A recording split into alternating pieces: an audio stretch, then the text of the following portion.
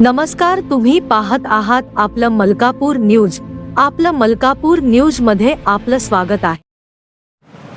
मलकापूर येथे सर्व दिव्यांग संस्थेतर्फे दिव्यांग बोर्ड तपासणी शिबिर संपन्न.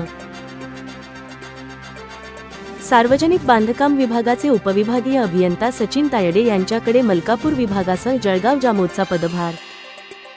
पंचमुखी ते गिरणी रोडवर सुरू असलेल्या बेफाम वाहतुकीला आवारा नागरिकांची मागणी.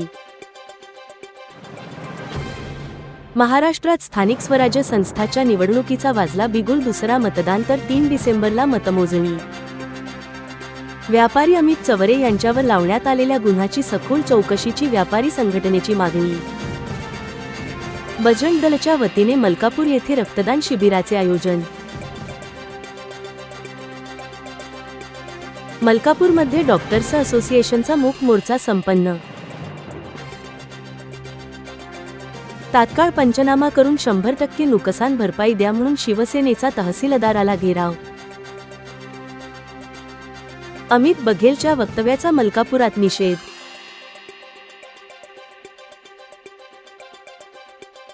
श्रीक्षेत्र माकोडी खोपडी बारस उत्सवाची भव्य महाप्रसादाने सांगता.